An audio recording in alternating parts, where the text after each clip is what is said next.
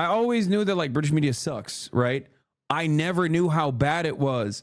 I'm telling you, that's why for years and years, I told you for years and years, like, if you think the American press is bad, like, British press is so much worse, dude.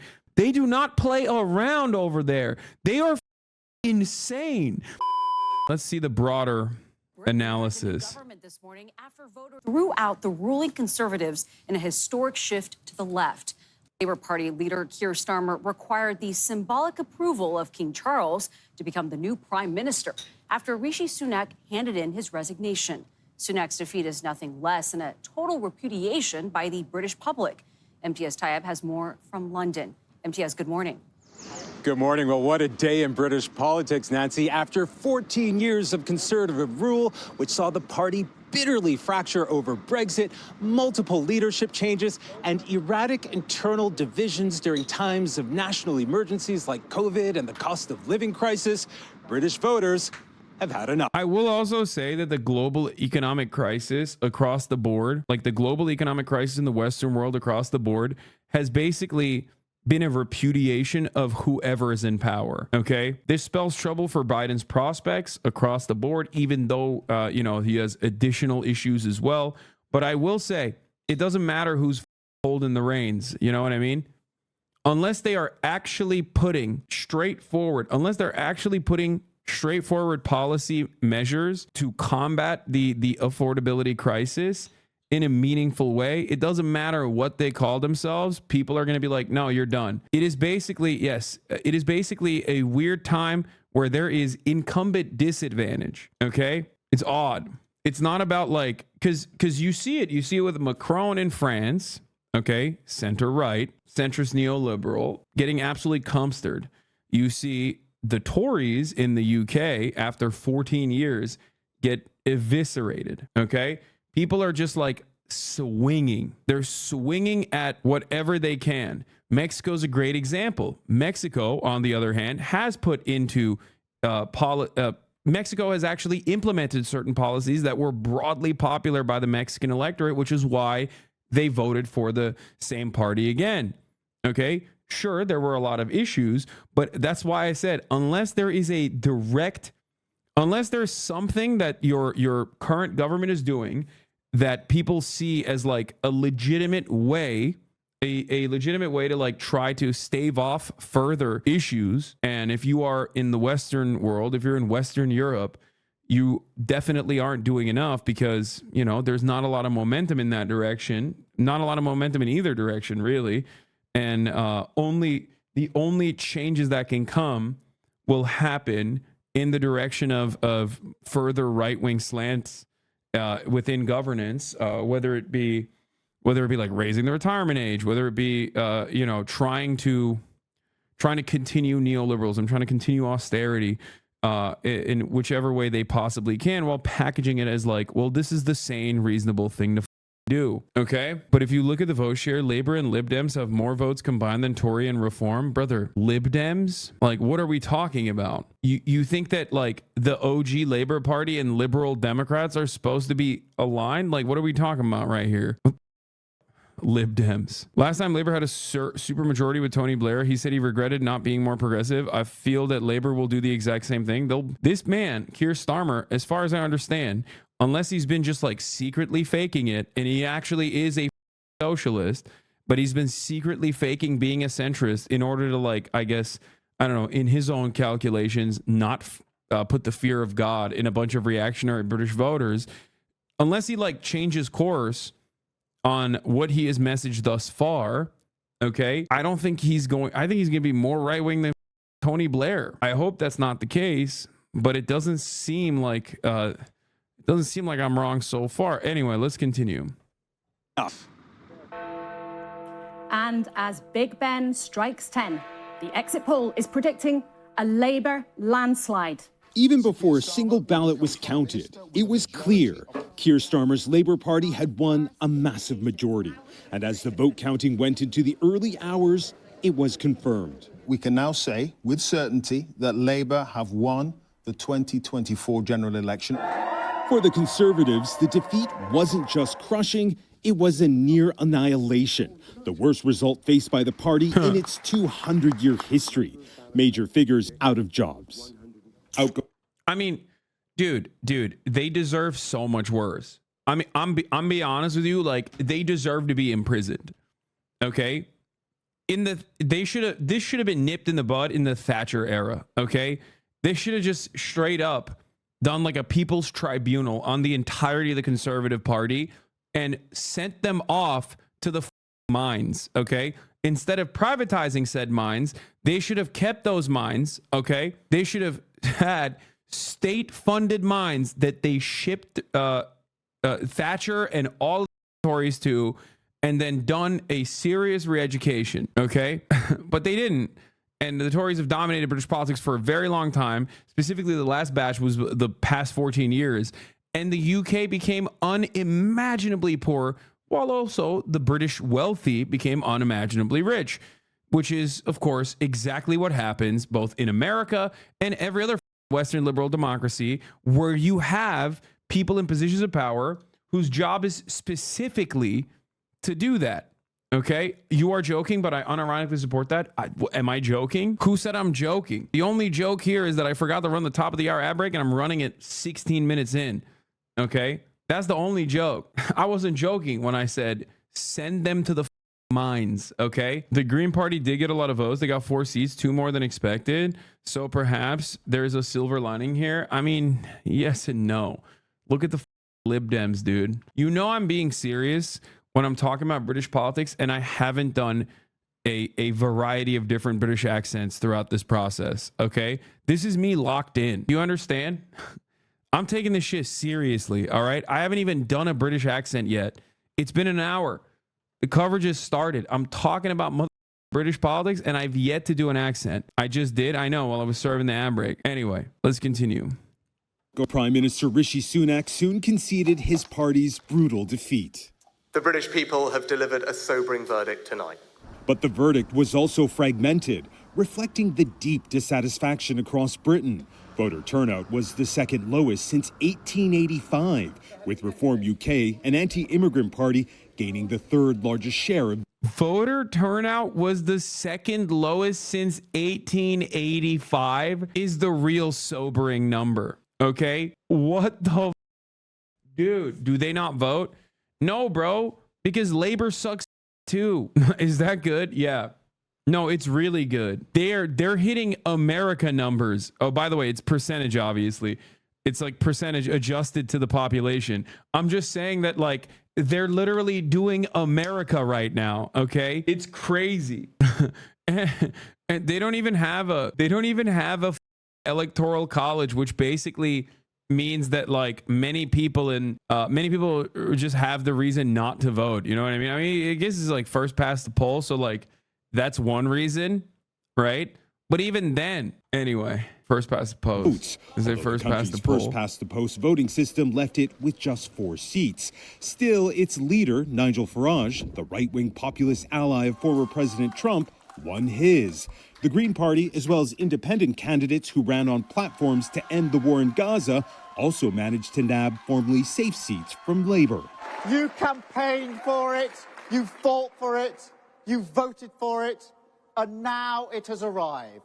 Change begins now. Still, the sheer size of the Labour landslide gives Keir Starmer the most decisive of mandates. After 14 years in the political wilderness, Labour is back, and Keir Starmer is now Prime Minister. And with Keir Starmer now the latest occupant of 10 Downing Street, he's a Prime Minister who's inherited a fragile economy, crumbling infrastructure, and a disillusioned public. It's now his job to try and fix it all.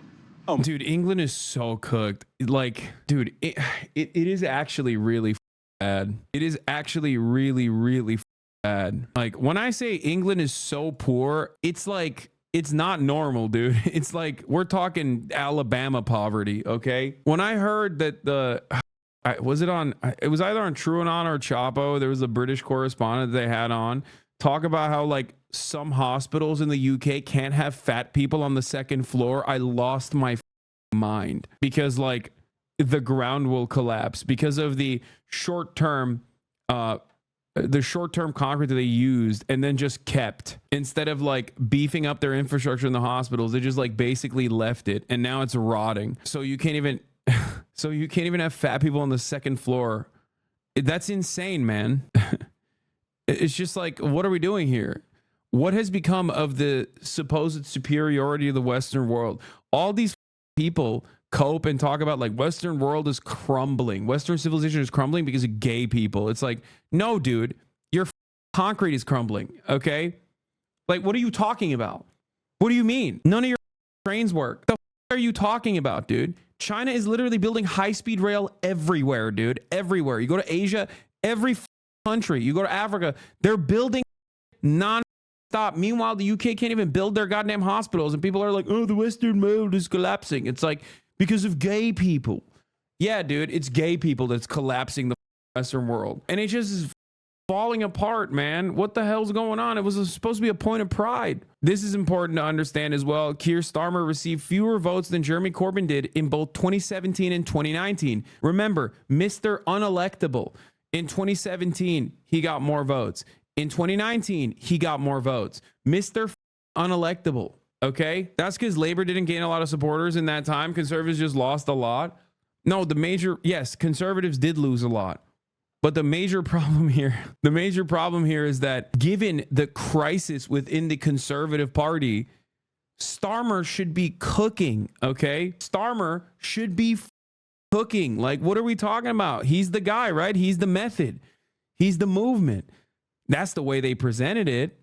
The way that they presented Keir Starmer was that he was the great just through these gates. He was going to make How Britain Became a Poor Country from Tom Nicholas. We will definitely watch this in a little bit. Okay. Here's the UK food bank users, dude. Shit is mint. I mean, maybe they just open up more food banks. I don't know. Data lies sometimes, but like even then, not with Kid Starver in charge, dude. That's going to go down, trust. As in, he's just going to close them off. Anyway, shouldn't we support Keir Starmer as a visionary leftist, nevertheless, who led to the UK finally back to leftism? Yes, a visionary leftist. He's a revolutionary Stalinist, actually. He's a revolutionary Marxist. I'm super stoked for the UK. He's sending Rishi Sunak to a labor camp. I'm not even kidding. Most people would say yes to that. If there was a referendum on should we send Liz Truss and Rishi Sunak and Boris Johnson and prominent figures in the Conservative Party into labor camp, you would have 98%. You'd have Bashar al-Assad numbers on that referendum. Okay? It's not even a question. Because, like, even the Tory voters hate them. So, there you go. They'd be like, yeah, no, send their asses to the labor camps. Let's go. Rishi Sunak to Rwanda. That would get 100% from the Reform Party, because they're like, oh, one less brown guy. Thank you. They would be like, yes, 100%. 100% of like the 4 million, however many million people voted for Reform would say yes to that. 4 million people united for different reasons. Yeah, send him home to Rwanda or whatever nation he's from. I don't care. Okay. All right. Labour wins by a landslide. Let's look at the Starmer versus Blair versus Corbyn comparisons. Starmer is going to essentially more or less match what Tony Blair achieved in 1997 when it comes to seats in Parliament. But here's what's interesting. Look, this is how many votes across the country, how many people voted for Tony Blair and how those votes stacked up over the course of the count. Let's just compare that with what we've just seen for Keir Starmer. Just have a look at that. Okay, so that is the number of votes that Keir Starmer has achieved. And just look at how far short it is of the number of people who voted for Tony Blair in 1997. It's even short of the number of people who voted for Jeremy Corbyn in 2017, who obviously didn't even get into government. And so you can call that what you want. You can call it a change in the voting system. Well, certainly a representation of the voting system. You can call it efficiency. Whatever you call it, though, it is a thumping majority without a thumping share in the votes. Yeah, I give 2 years before people are calling him Herr Starmer. I think he's going to be a Macron-style figure that causes so much disdain towards Labour and bring about the Fourth Reich in the UK. That's my prediction. I hope I'm wrong. I really, really, really hope I'm wrong. But I'm telling you right now, it feels like we're at the precipice. If Keir Starmer continues with austerity, if Keir Starmer continues with privatization, if Keir Starmer continues with conservative policies with a red sticker on it, okay? I'm telling you, if he does that, we're talking Reform UK, whatever the is. Maybe Reform takes over the Conservative Party entirely. Maybe it's just simply Reform. You're staring at the barrel of a goddamn gun, okay? You are staring down fascist mobilization in the UK like you've never seen. If he continues this, now maybe he doesn't. Maybe he was lying this entire time. In his entire election campaign, he was just lying, and he's secretly a committed Marxist-Leninist, and he's going to do unimaginable good, okay? Maybe. That would be incredibly hopeful. I just don't think that he would do that, especially considering what the party looks like now, what the Labour Party looks like now in comparison to where it was under Jeremy Corbyn, what they did specifically to like Corbynites and anyone who's like ostensibly a real leftist in the Labour Party. You know, Starmer as a white hat centrist is hilarious. Yeah, he just like faked it. He faked being a centrist, and now you will see the real red Labour wave is actually red for communism. The spirit, the specter of communism is haunting the UK. Okay. The sun broke out as the new occupants of number 10 arrived on Britain's most famous street. The welcome was warm for Keir and Victoria Starmer. His first words, a tribute to the man who'd just departed. I want to thank the outgoing Prime Minister, Rishi Sunak. His achievement as the first British Asian Prime Minister of our country, the extra effort. Yeah, dude, it was so wonderful. It made the already racist British people significantly more racist. He wasn't voted in. I know. It doesn't even matter. That will have required should not be underestimated by anyone. And we pay tribute to that today. And we also recognise the dedication and hard work he brought to his leadership. But now our country has voted decisively. Yeah, dedication and hard work to further the country. The dedication and hard work to like leaning into some of the most unimaginably reactionary white nativist immigration policies, despite being like an Asian dude, despite being a brown dude, okay? Rishi Sunak's last ditch effort was literally like, let's just kill migrants. And if we don't kill them, let's just ship their ass to Rwanda. What an insane move, dude. That was crazy. Like, he's like, oh, are we losing? I'm assuming they have internal polls. I assume that they have like internal polls that were showing that like Reform is like, you know, gaining momentum or whatever. And then his misdirection or his like party redirection was like, oh, are you guys really poor? Are you really angry about the affordability crisis? Are people going to die in the heat due to heat strokes? Are people going to food banks by massive numbers now? Well, you know, let's just kill a couple migrants. Call it a day. Sick. That seems good. That seems like a great idea. For change, whether you voted Labour or not. In fact, especially if you did not, I say to you directly, my government will serve you. Our work is urgent, and we begin it today. Thank you very much.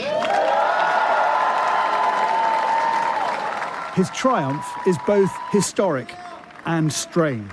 The first Labour Prime Minister in 14 years enters Downing Street with a thumping majority, but his landslide lacked lustre, secured with fewer votes than Jeremy Corbyn got in 2019. It happened because the Conservatives experienced their worst ever defeat. Leaving his post earlier under more leaden skies, Rishi Sunak was heavy with humility. To the country, I would like to say first and foremost, I am sorry. I have given this job my all, but you have sent a clear signal that the government of the United Kingdom must change, and yours is the only judgment that matters. Whilst he has been my political opponent, Sir Keir Starmer will shortly become our Prime Minister. In this job, his successes will be all our success. He said, "Who want me?" And everyone was like, "Not me." Who want me right now? Who want me? Yes or no? You want me? Nope. Why is she standing like that? Yeah, what's going on in the background, dude? I love the Democrat style rhetoric coming from Starmer, by the way. Did you guys pick up on that? Oh, to all the naysayers, I'm gonna serve you. That is verbatim what Joe Brandon said when he won. Like, that is such classic Democratic Party mealy-mouthed liberal, okay? Oh, yeah, so to those who don't believe in me, I will serve you perhaps the most. Which is like, what are you saying, dude? No, don't say that, okay? Anyway, yeah, English public on Rishi Sunak TikTok. This is a great TikTok. I know exactly what this is, because this is basically the election. Excuse me, sir, have you got a message for Rishi Sunak? Cough. Cough. Cough. He's a knob. He's a prick. Have you got a message for Rishi Sunak? Who? The Prime Minister.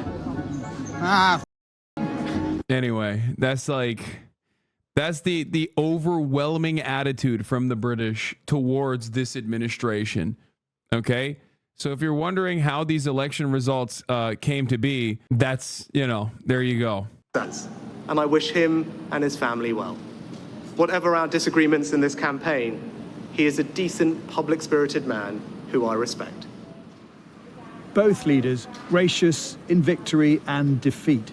It was a very British exchange of power. Mr. Sunak will stand down as Tory leader once the arrangements for his successor are in place. He headed to the palace to resign, ahead of Keir Starmer being commissioned to form a government by the King. This momentous day came after an extraordinary night.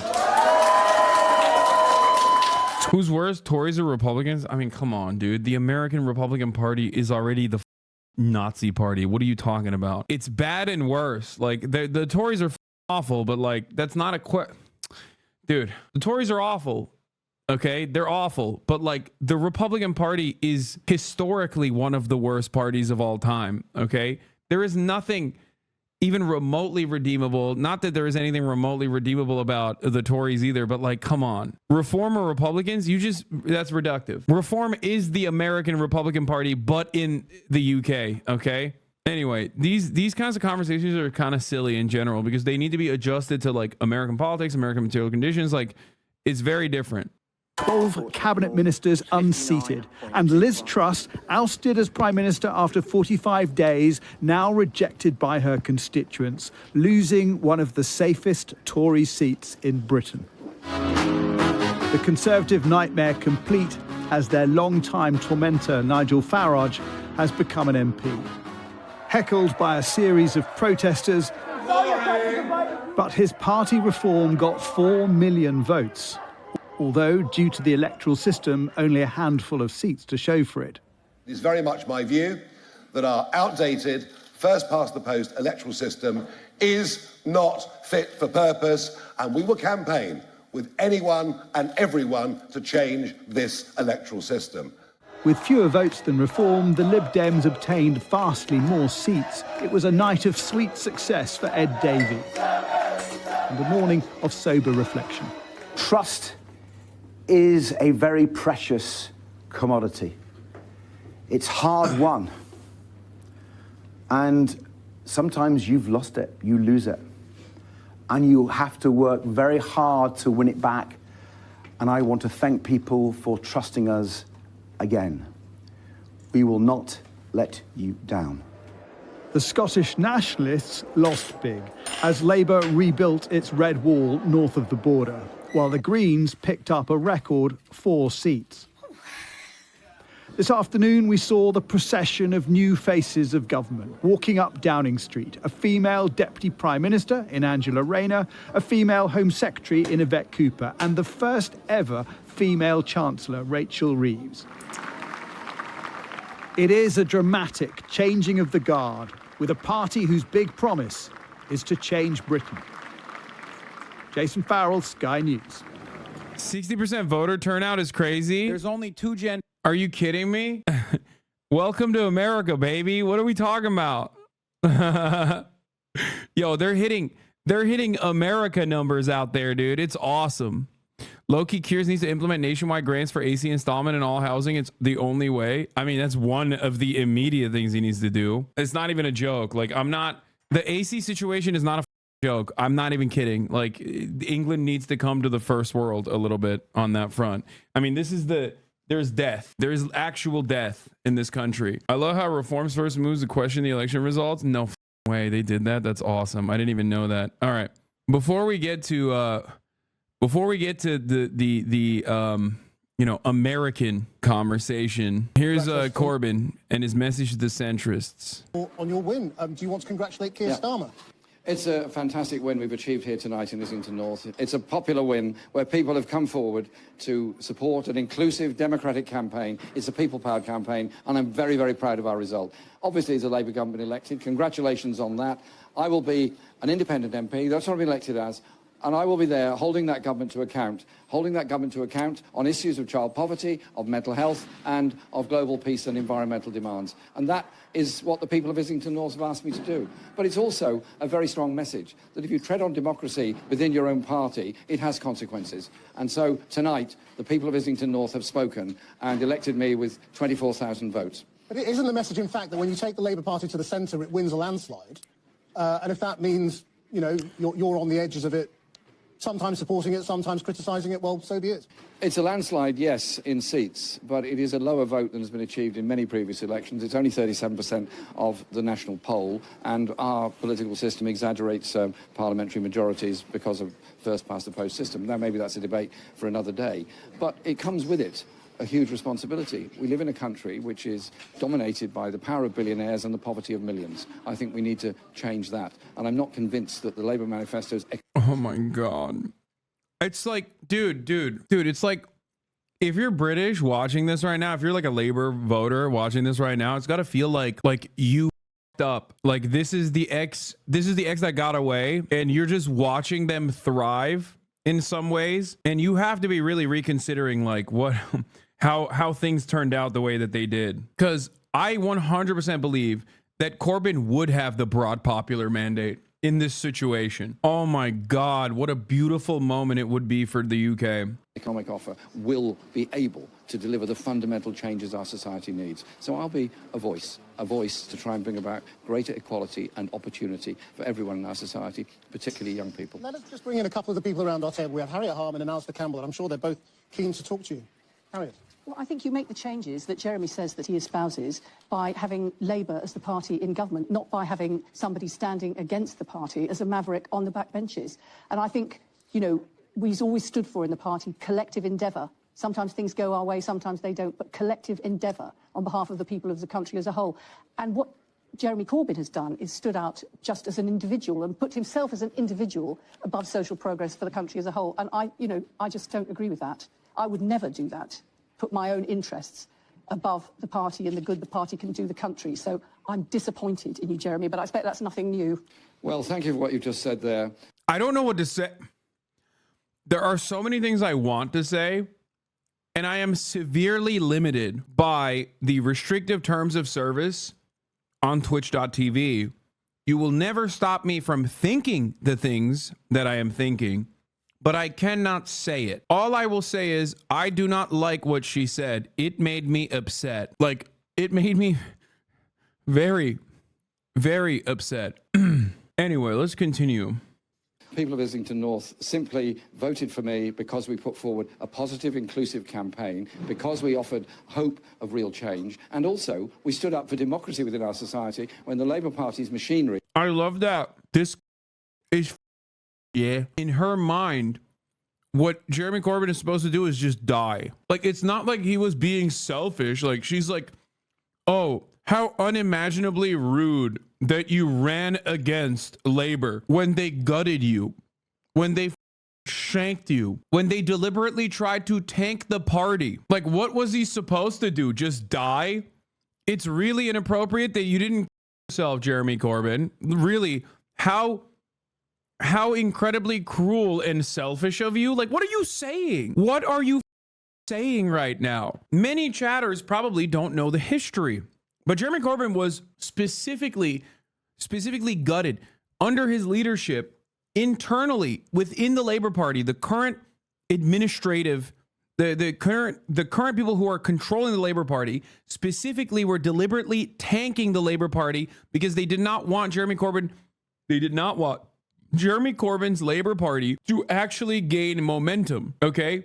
The people that f***ed him over and deliberately thwarted his chances are now in power, okay? I'm not just talking about calling him an anti-Semite, okay? I'm not just talking about that, which is one part of it. Keir Starmer played a role in that. I think that with all of that in mind, and I do want to kind of, I don't know, I do want to kind of look into that a little bit today. I do want to, when you consider all of the things that they did, okay, when you consider all the things that they did internally, when you consider how they shanked this man, okay, for being a real one, there's no other way to put it, okay, real like Joe Manchin and Kirsten Sinema hours over here, but then now the entire party is like Kirsten Sinema, Joe Manchin.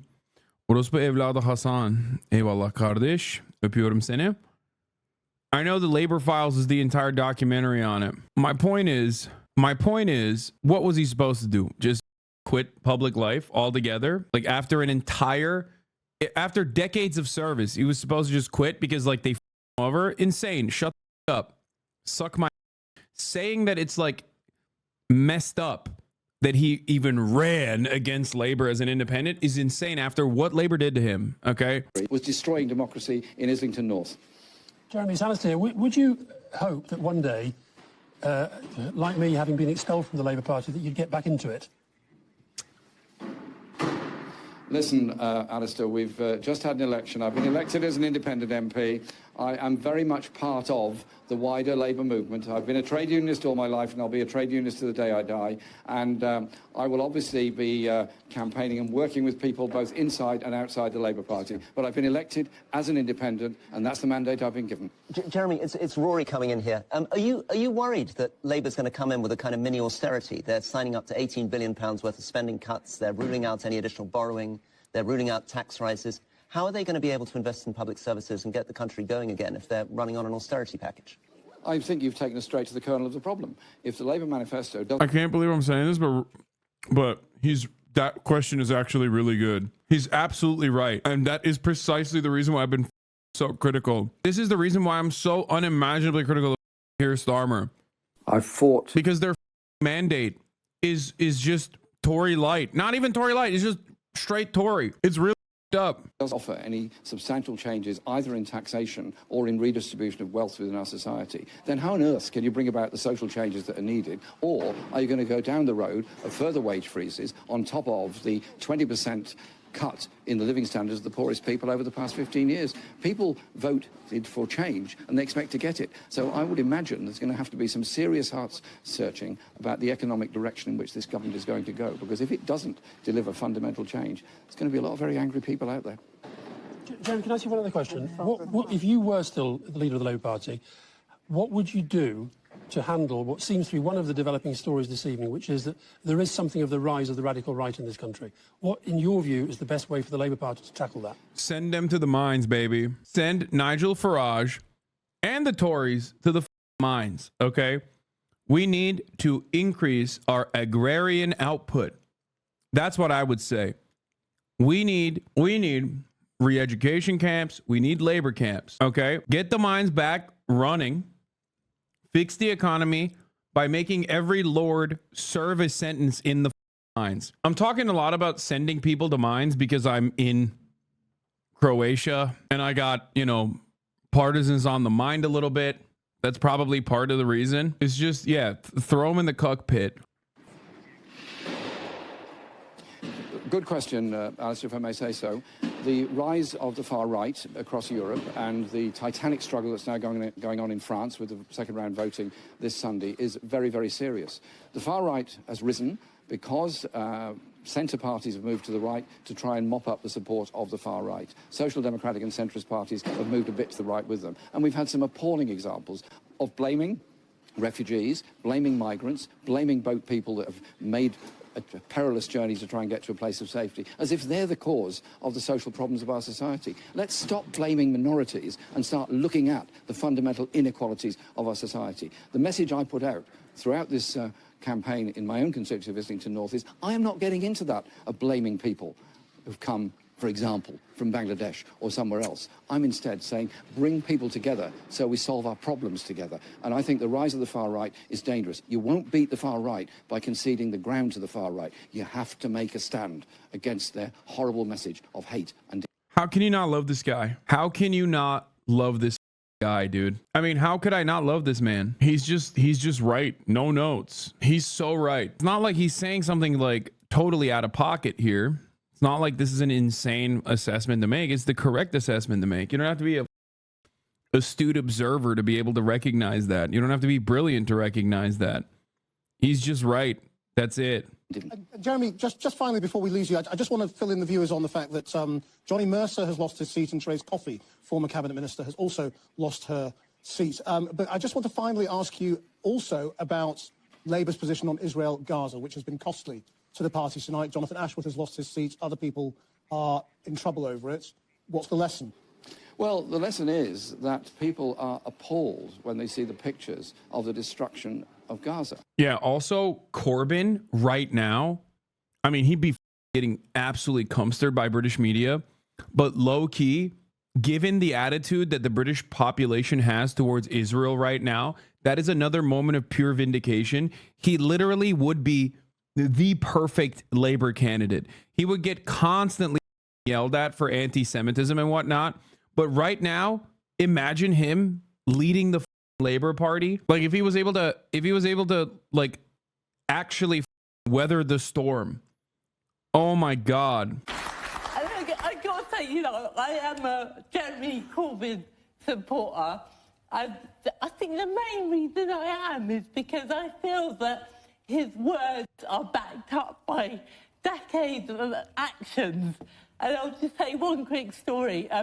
When my disabled friends were holding tiny demos all over to try and cling on to their basic human rights, only 2 MPs turned up again and again. And those 2 people were Jeremy Corbyn and John McDonnell. And I think that shows a real deep commitment to standing up for the rights of people who really need support and help, and of campaigning relentlessly in their own spare time for equality, peace and justice. And that's why I believe he's such a rare breed of politician, because his words are backed up by decades of action. She's right. She's so right, dude. God damn, I got chills. She's deaf. Chatters, don't be assholes here, and don't be ableist. It is just like, dude, I mean, across the board, he's better than Bernie Sanders. And you know my opinions on Bernie Sanders, okay? I have loved Jeremy Corbyn for a very long time. I think he's credible. His only issue is that he's too much of a pacifist, and he didn't have that dog in him. Like, he's the type of person who will commit to a cause and will put his literal body on the line. It doesn't matter, but he's not as vicious as he needs to be, because British politics is filled to the brim with sharks. Is he like UK Bernie? He's better than UK Bernie. He's better than Bernie. Okay. Oh, she has palsy. She's not deaf. Okay, my bad.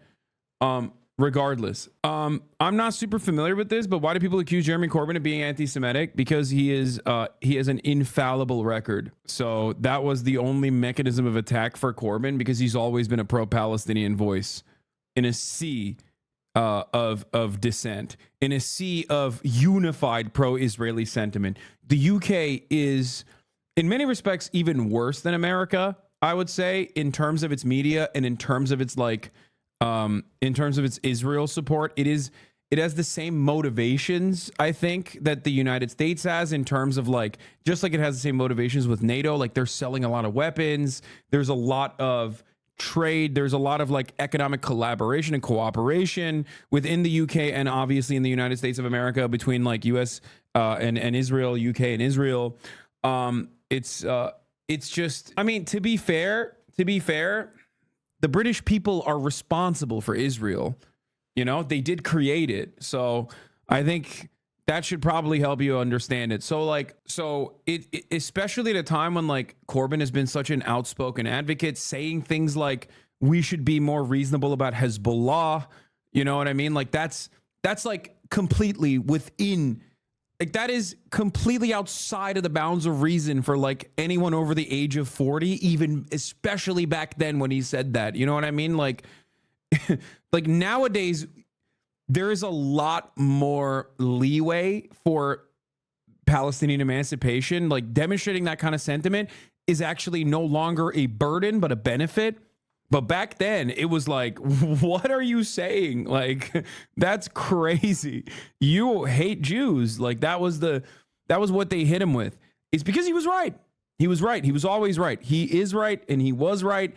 And obviously that's part of the reason, him exhibiting that bravery at a time when many people were too cowardly to say anything, I personally think is, I'll tell you this much. There are a lot of leftists who I cooperate with, who I appreciate. There are a lot of center left, leftist, progressive commentators. There's always a voice in the back of my mind, because I always look back at how they treated Jeremy Corbyn. Someone said Mehdi Hasan.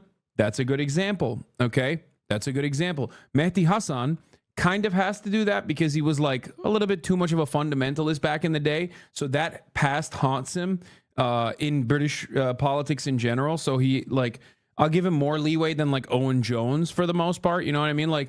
There are a lot of people that at the time absolutely played into the anti-Semitism shit. I never caved. I thought that was an insane, I thought it was an unimaginable cruelty and an unimaginable wrong to put on a person who has dedicated his entire life to fighting against the apartheid in South Africa, fighting against the apartheid in Israel. So isn't designating a country for an ethnicity of people most insanely racist and freakish thing you can do? Yeah. Yep. You and I called out the bullshit the entire time. It was always bad faith. Not only was it bad faith, but it came to America. They tried to, the Democratic majority for Israel is literally owned and operated by the same people that did this shit to Corbyn in the UK. And they tried to do it to Bernie Sanders. Obviously, Americans are too stupid to understand that, yes, a Jewish person could very well be anti-Semitic, but this time it was for good. So every American was like, what are you talking about? He's Jewish. Shut the fuck up. But they did do that to Rashida Tlaib, Ilhan Omar, many others. Not to say that Bernie Sanders is anti-Semitic, by the way. Of course, I'm not saying that. I'm just simply saying that, yes, a Jewish person can absolutely be anti-Semitic. Ben Shapiro exists. But, Americans are too stupid to recognize that. And it kind of backfired on the Democratic majority for Israel at the time. So anyway, let's continue. You had with Corbyn a moment ago. What did you say? So we was experiencing homelessness here in Islington, and the council offered me a property, but it was taking forever to... Bro, I'm telling you, Corbyn is like a once in a lifetime figure. I don't know. I glaze him a little too much. You never hear me glaze a politician like this. Okay. He has stories like this by the thousands. Okay. He has, you go up to a person and be like, what do you think about Jeremy Corbyn? They'll be like, I was homeless and he gave me a house. It's not even just his broader, you know, policy prescriptions or anything, which I obviously align with. It's like he's also an unimaginably nice guy. An unimaginably nice guy. Okay. He would never serve the 3-minute ad break at the top of the hour, unlike me. Why is he better than Bernie? Just wondering. Because his positions on the Israeli apartheid is unshakable. Did he recently get into electoral politics as an elected? What? He's been what? No, dude, he's been an MP since like the 80s. No. Or 90s? I don't know exactly when he started, but no, dude, he's been around for a very long time. You know, Bastani misses leg day. Listen, I'm not going to hit him with that. He used to be super yoked, and he's getting back into it. He's getting back in shape. I like it. And at the same time, we was feeling domestic abuse, and I was stuck in this flat, and obviously we was unsafe. So I emailed Jeremy Corbyn directly, and he spoke to the council. Oh yeah. Also, like I said, at the top of the hour, there's a 3-minute ad break. So that is what's going to happen to you. If you no longer want to see those ads, all you need to do is subscribe for $5 or for free with Twitch Prime. His story is like some revolutionary propaganda. He's always there for the least fortunate. He dedicated his life to just making people's lives better. Yeah, it's like, it seems stupid. Like it seems surreal how nice of a person he is. And now we have this beautiful 2-bed council property, but it's like a converted house. It's so gorgeous, and it's in a nice area, and it's like from where we came from to this now, and it was because of him. I promise that you weren't canvassing, you just happened to pass by and... I saw him down there, I was like, I need to say thank you. Represent us. Dude, that's so... Dude, it's crazy. She said Jeremy Corbyn saved me from like homelessness and domestic abuse, dude. And it's not a unique story. There are so many stories like this. This man does this shit literally in his free time. God, he's so amazing. I love him so much. And I'm so angry. I will never forgive England for what they did to him. Okay? This is the type of shit they did to him. Rachel Riley defends Corbyn t-shirt and thanks fans for support. Jeremy Corbyn is a racist endeavor is the t-shirt that she posted. You know what he was actually holding up? You know the placard that he was actually holding up in the original photo? Oh my God, this article doesn't even show the original photo. Oh my God, Rupert Murdoch needs to be launched into the sun on a one-way ticket, dude. Are you kidding me? Like, Sky News, you guys are such demons, bro. Oh my Lord. It doesn't even show the original photo? Are you serious? That's crazy. That's crazy. It's literally, they buried the lead. Oh my God. The image has been edited from an original photograph of Mr. Corbyn being arrested at a London protest against racism in South Africa back in 1984 during his first year as an MP. It's not even in the article. That is like literally, oh my God. Even when they're like trying to defend it. Murdoch doesn't own Sky News UK. Oh, really? I thought it was still owned by the Murdochs. Whatever. It doesn't matter. They're demons nonetheless. Defend the right to demonstrate against apartheid is what he was being arrested for. Demonstrate against apartheid, join this picket. When was his photo taken? 1984, 1 year into him being an elected MP. Oh. Of course, my brother. Know that we love you with all our hearts. Thank you, darling. With your support. Also, the Americans, we are with you. Sí, todos los American Latinos. Yes. It's voto para Jeremias y los izquierdistas, okay? Dude, he's so, oh my God. He's such a, he is the prototype, dude. He is the prototype. He is the guy. He is that dude. He is that bitch, bro. He is that bitch. How often a day are you being stopped by people? And I know it's always happened because you're the MP. Every 2 minutes. Yeah, I bet. Is that a problem in terms of campaigning? Because disrupting you constantly. But you actually meet more people walking around the streets than you do knocking on doors. Hello. Hello, love. How are you doing? We've been walking, I swear to God, 100 metres, stopped 4 times. Hey! How you doing? Just crazy. The right-wing press uses earrings as an MP as an attack in 2019. Brother, the right-wing press literally said that him biking everywhere was because he's a Maoist, okay? Do you understand how horny they were for him? They said he has a Maoist bike. You think I'm joking? Let's look it up, okay? Corbyn Maoist bike. Jeremy Corbyn hits back at the press from asteroids to Maoist bicycles. Revealed how Jeremy Corbyn welcomed the prospect of an asteroid wiping out humanity, attacked pigeon prejudice, and demanded a ban on Action Man toys. Revealed the evil monster haunting Jeremy Corbyn's past. Mar is snubbed for a day at church. Where's the Maoist bicycle thing? I remember seeing it at the time. It was incredible. I think it's one of those articles, like literally. It was the subtitle in the Times.